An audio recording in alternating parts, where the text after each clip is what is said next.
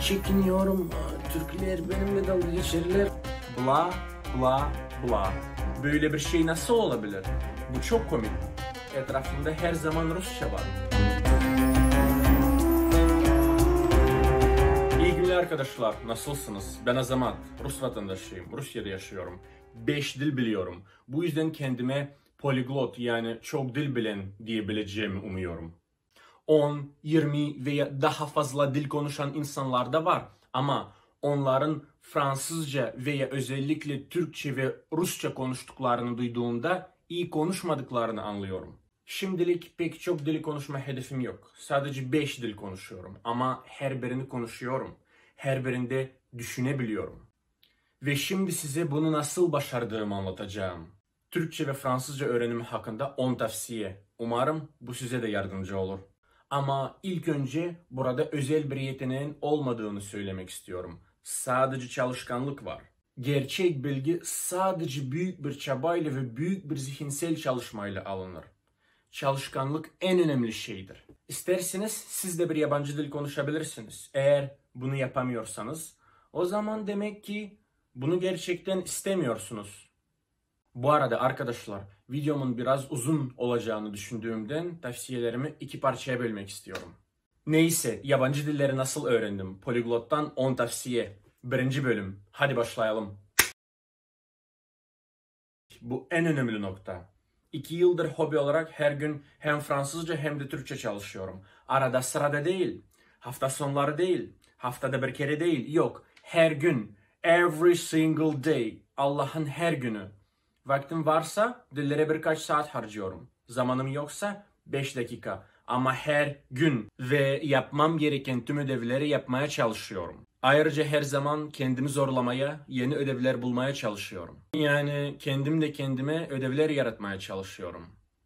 Tembellik membellik yok. Ana dilinde konuşan insanlar, yani ana dilinde konuşan öğretmenleri aramaya çalışın.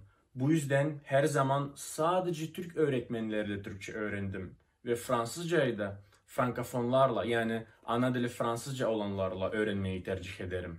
Mesela Türkçe veya Fransızca öğreten Rus öğretmenleri duyduğumda genellikle onlardan daha iyi konuştuğumu hissediyorum.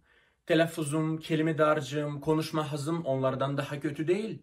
Ama ben aynı zamanda Türkçe ve Fransızca öğrendiğimi söylüyorum. Ama onlar yani benden daha iyi bilmeyenler Türkçe ve Fransızca öğrettiklerini söylüyorlar. Böyle bir şey nasıl olabilir? Bu çok komik. Öğretmen benden daha iyi konuşmalı. Tam tersi olmamalı. Yabancı mı yoksa ana dilinde konuşan mı o dili daha iyi bilir? Sen Türk müsün canım? İlerle. Herkes Türkçe konuşuyor. Ben anlamıyorum ki hangisi Türk hangisi yabancı. Eğer yaşadığınız yerde native speaker yoksa, yani etrafınızda ana dilli yoksa internetten bulmaya çalışabilirsiniz. Pes etmeyin, bahane bulmayın. Konuşma ve pratik. Bir dili gerçekten öğrenmek istiyorsanız mümkün oldukça çok konuşmanız gerekir. Hafızam beni yanıltmıyorsa Fransızca öğrenmeye başladıktan 2-3 ay sonra bir konuşma kulübüne gitmeye başladım. Türkçe öğrenmeye başladıktan 3-4 ay sonra bir konuşma kulübüne gitmeye başladım. Düşük bir seviyeye sahip olmama rağmen, her zaman sözle bakmış olmama rağmen konuşmaya çalışıyordum. Ve genel olarak ne kadar pratik olursa o kadar iyi. Okuma, dinleme, izleme, yazma ve benzeri hepsi önemli. Ama en önemli şey bla bla bla. Konuşma. Hatice Hanım ben sizi anlamakta zorlanıyorum. Yavaş konuşun. Ben bir işe girdim ya. Ben bilmiyorum. Bir saniye beni dinleyin şimdi. Mümkün olduğunca sık konuşun. En iyi neticeye odaklanma ve hatalardan korkmama. Evet, kendiniz de tek başınıza çok çalışmalısınız. Ama kurslar, yani diğer öğrencilerle dersler de iyidir. Çünkü derslerde diğer insanları görüyorsunuz. Bir taraftan değerlerinden daha iyi olduğunuzu görüyorsunuz. Ve bu size özgüven ve motivasyon veriyor.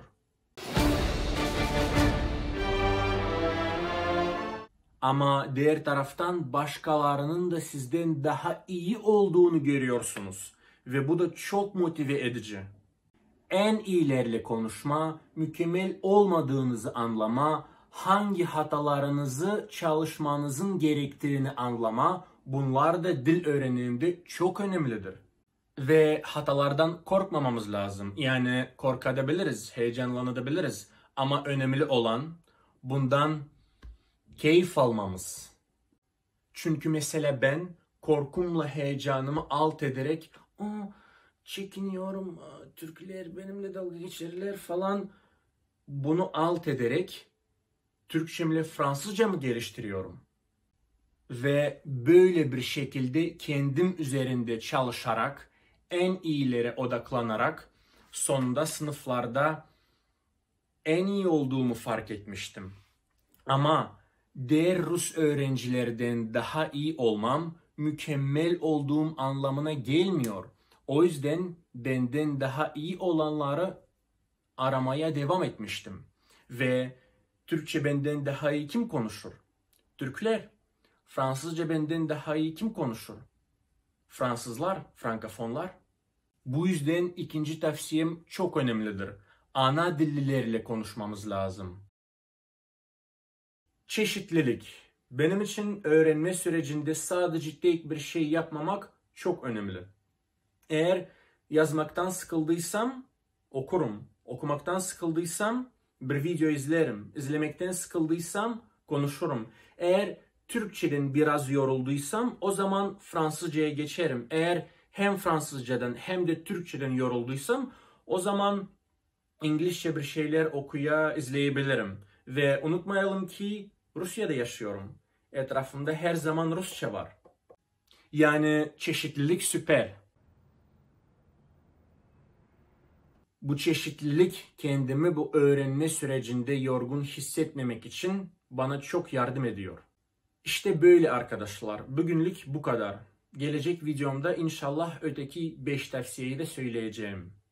Eklemek istedikleriniz, kendi tavsiyeleriniz, düşünceleriniz varsa yorumlarda çekinmeden yazabilirsiniz.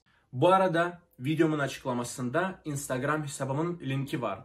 Orada Rusya ve Rus diliyle ilgili hikayeleri Türkçe, Fransızca ve İngilizce paylaşıyorum. Eğer ilginizi çekerse takip edebilirsiniz. Görüşmek üzere ve yaşasın Türkiye Türkçesi.